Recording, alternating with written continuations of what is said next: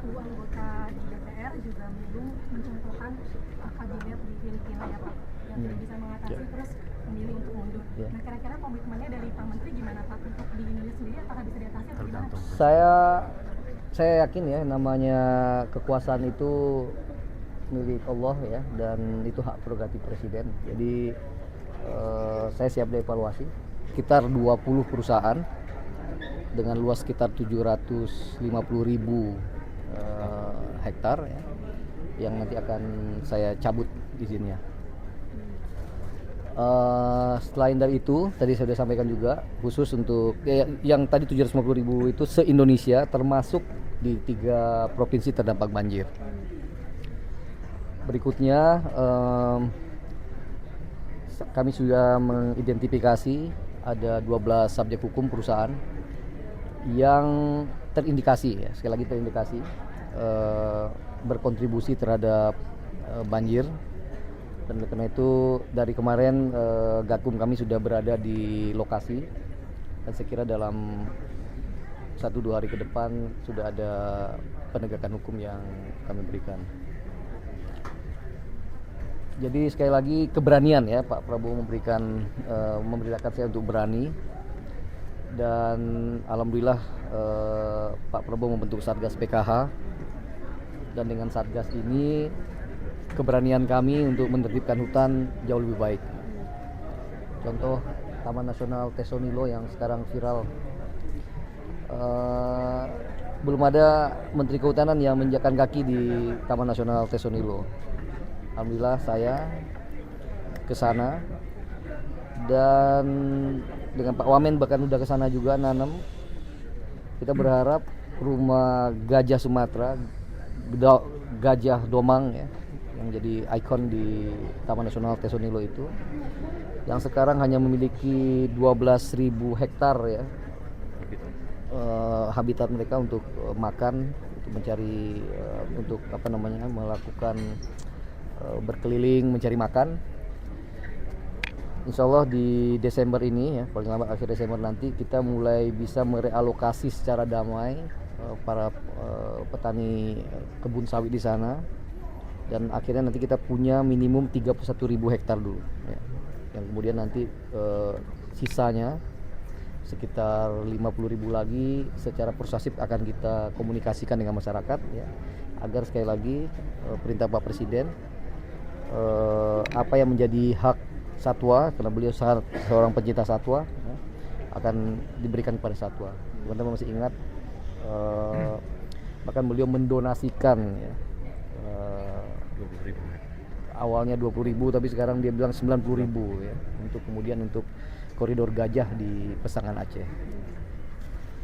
Yang lain tentang isu tentang dari mana asal kayu yang ikut hanyut ya, di banjir kemarin ya.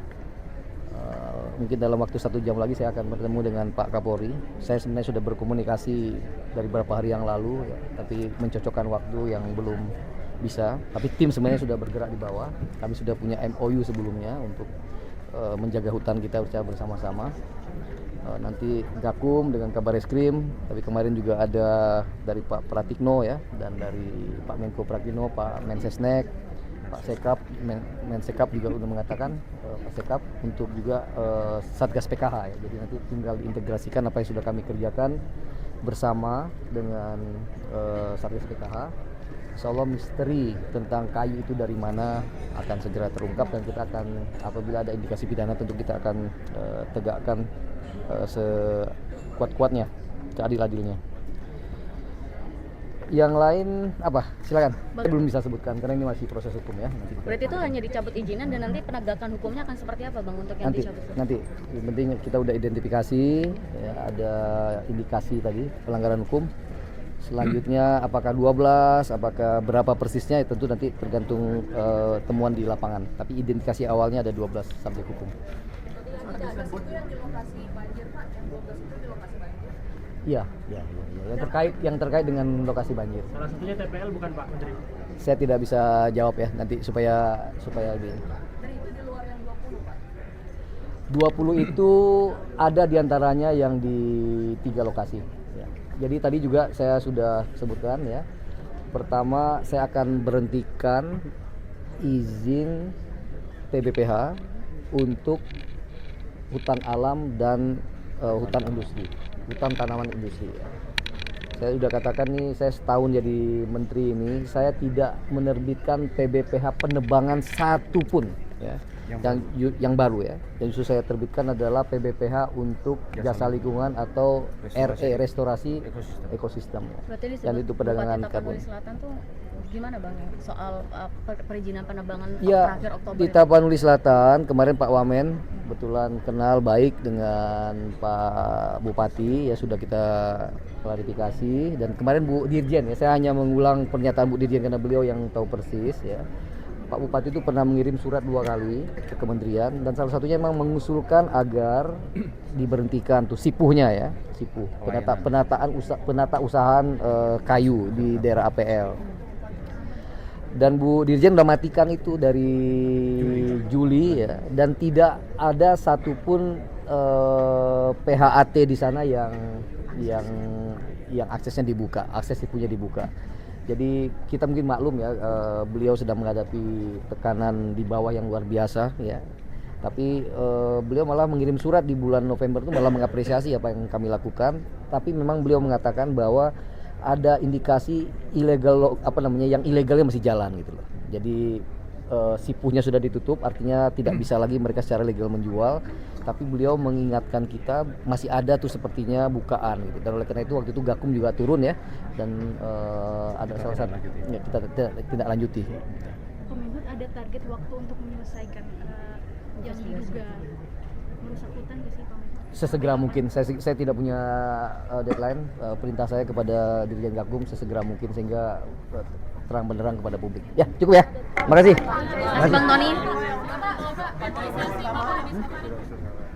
Pak Caimin minta maaf gimana tuh? Gimana? Caimin yang minta maaf katanya soal tobat Nasuha tuh. Ya tentu ya, tadi di pertama di rapat saya mengulang kembali rasa sedih ya, bela sungkawa, duka mendalam ya terhadap saudara-saudara kita di Aceh ya.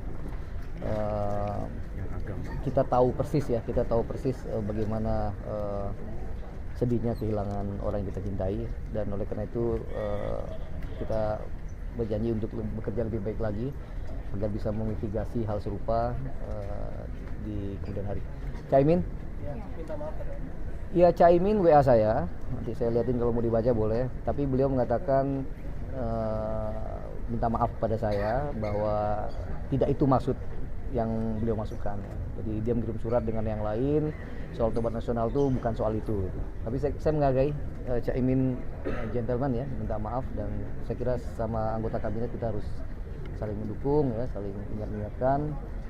Tapi tentu ajakan tobatnya saya kira saya terima ya. Semua orang saya kira harus tobat, kita tobat bareng-bareng. Masih. Tadi kan salah satu anggota di DPR juga mencontohkan kabinet di Filipina ya Pak, yang tidak bisa mengatasi terus memilih untuk mundur. Nah kira-kira komitmennya dari Pak Menteri gimana Pak untuk di Indonesia sendiri, apakah bisa diatasi atau gimana? Saya yakin ya, namanya kekuasaan itu milik Allah ya, dan itu hak prerogatif presiden. Jadi saya siap dievaluasi. Saya katakan tadi, kritik netizen kepada saya nggak pernah hapus ya, itu bagian dari